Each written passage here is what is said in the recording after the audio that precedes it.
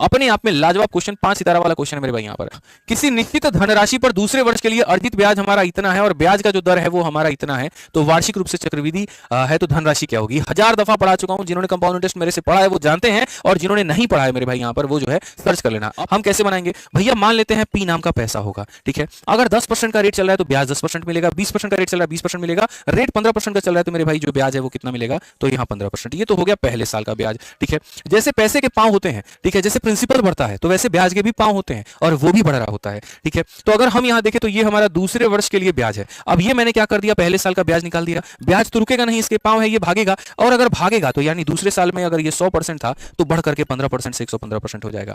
तुम किसी पैसे को बैंक में छोड़ देते हो तो तुम्हारा पैसा भी बढ़ता है बाबू और तुम्हारा ब्याज भी बढ़ता है। तो जैसे तुमने ये ब्याज निकाल दिया तो दूसरे साल वह अपने आप का 115% हो जाएगा, और इसी पैसे का 115% का मान जो है वो दिया गया, और वो कितना दिया गया, 3726 दिया गया है। हल कर लो मेरे भाई, यहाँ पर सवाल के नाम पर कुछ भी नहीं है, कलंक है ये। कुल मिलाकर के प्रिंसिपल कितना होगा मेरे भाई, 52 का 4 गुना कितना हो जाएगा, तो मेरे भाई 21600। यहाँ पर कौन सा ऑप्शन है भाई, ऑप्शन नंबर बी फॉर बड़की बहुत सही उत्तर है।